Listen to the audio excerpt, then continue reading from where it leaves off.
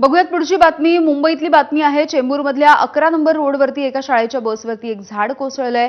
या बसमध्ये शाळकरी मुलं असल्याची माहिती आहे आणि 10 मुलं यामध्ये गंभीररीत्या जखमी झाली आहेत। एक मुलगा अजूनही या बसमध्ये अडकून पडलेला दिसतोय। युनिव्हर्सल स्कूलची ही व्हॅन आहे आणि एक मुलगा अजूनही या बसमध्ये अडकून पडलाय। प्रशांत बडे आमचे प्रतिनिधी आपल्याला माहिती देतात। प्रशांत, धक्कादायक अशी खरं तर ही दृश्य देखील आहेत। एक मुलगा अजून देखील या व्हॅन मध्ये अडकून पडलेला आहे। त्यामुळे खरं तर प्रत्येक पावसाळ्यामध्ये अशा प्रकारची झाडं कोसळून नेहमी उपनगरामध्ये अपघात होत असतात। मात्र हा अपघात थोडा आणखीन भीषण यासाठी आहे की यामध्ये सगळी शाळेची लहान मुलं आहेत आणि सुमारे अर्धा ते पाऊण तासपेक्षा जास्त वेळ झालेला आहे।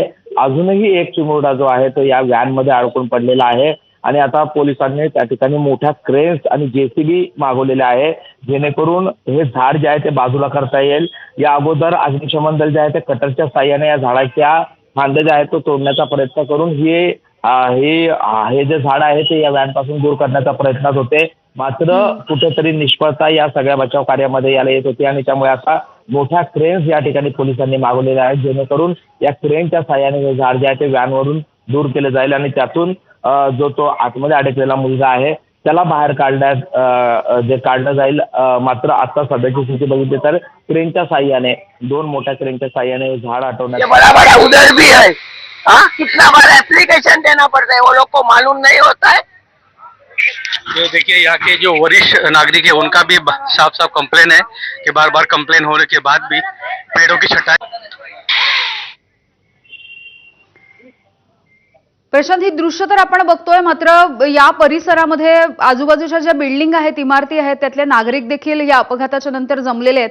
त्यांचा असं म्हणणं आहे की आम्ही वारंवार सांगतो तरी देखील या झाडांची जी तोडणी किंवा कापणी आपण म्हणूया, पावसाळ्याच्या आधी ज्या फांद्या कापल्या जातात ते होत नाही, असं वारंवार या ठिकाणी घडलंय, असं नागरिकांचं म्हणणं आहे। यामिनी, मी स्वतः या ठिकाणी चेंबूरची एक घटना जी आहे ती गेल्या काही वर्षात कव्हर केलेली होती। घाटकोपरमध्ये अशा प्रकारची घटना कव्हर केलेली होती ज्यामध्ये इथूनच काही अंतरावर असलेल्या डायमंड गार्डन या ठिकाणी एक भलं मोठं झाड जे आहे ते जॉगिंगसाठी चाललेल्या महिलेच्या अंगावर कोसळलेलं होतं आणि त्यामध्ये तिचा दुर्दैवी मृत्यू झालेला होता।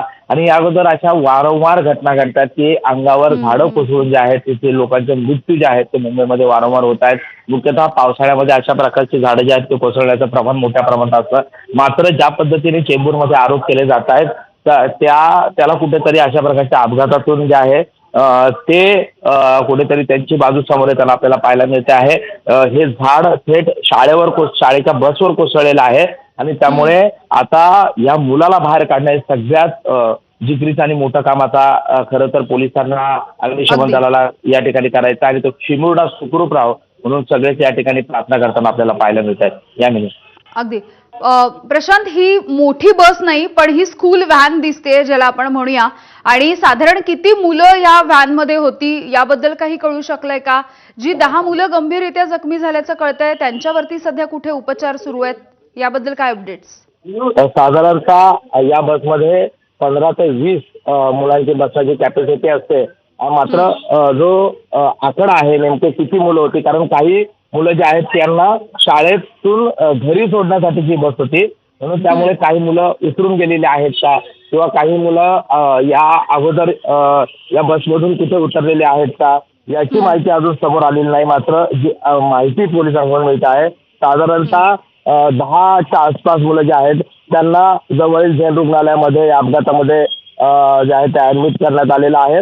तर एक मुलगा जो आहे तो अजूनही या बसमध्ये अडकून पडलेला आहे। त्यामुळे बरं, हा अपघात झाल्याच्या नंतर त्या विद्यार्थ्यांची पालक मंडळी किंवा शाळा प्रशासनाकडून कोणी या ठिकाणी उपस्थित झालंय? सध्या तरी या ठिकाणी काही या शाळेचे कर्मचारी आपल्याला या ठिकाणी आलेले पाहायला मिळत आहेत जे या ठिकाणी या प्रशासनाशी संवाद साधतायत, पोलिसांना माहिती देत आहेत आणि एकूणच आता हा मुलगा नेमका अडकलेला कोण आहे, त्याचे कोण पालक आहेत याची माहिती देखील आता या ठिकाणी पोलीस घेतील।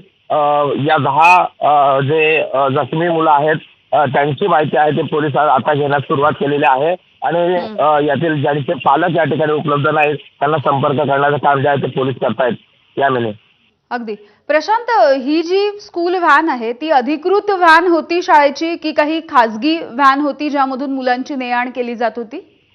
यामध्ये अशा प्रकारच्या मुख्यतः व्हॅन ज्या आहेत त्या खाजगी तत्वावरच शाळा ज्या आहेत त्या या ठिकाणी घेतात आणि त्यामुळे या ठिकाणी शक्यता अशीच आहे की ही वाहन जी आहे ती कंत्राटी पद्धतीने शाळेने या ठिकाणी घेतलेली असावी.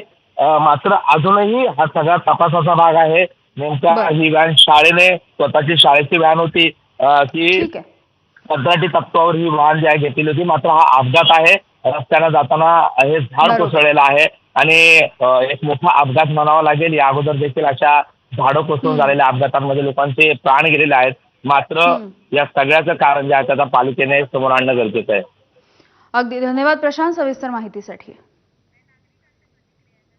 तर या संदर्भात काही नागरिकांच्या प्रतिक्रिया येत आहेत, आपण बघूया.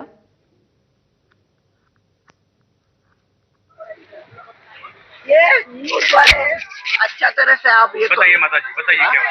ये अच्छा तरह से सब लोग को बोलो, ये जो बीएमसी है ना, जिना जुना जो झाड़ है वो सब जाने दो, कितने लोग का जान लेने वाला है ये बड़ा बड़ा उधर भी है। हाँ, कितना बार एप्लीकेशन देना पड़ता है, वो लोग को मालूम नहीं होता है। जो देखिए यहाँ के जो वरिष्ठ नागरिक है उनका भी साफ साफ कंप्लेन है कि बार बार कंप्लेन हो रही।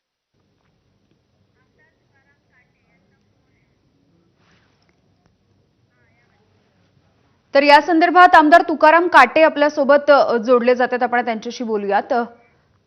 काटेजी, ही एक चेंबूरमधली घटना आपण बघतोय ज्यामध्ये सध्या एक झाड कोसळलंय या बसवरती, जी स्कूल व्हॅन होती, आणि 10 मुलं गंभीर जखमी आहेत. साधारणपणे अर्धा पाऊण तास झालाय. अजून एक मुलगा अजूनही या व्हॅनमध्ये अडकून पडलेला आहे.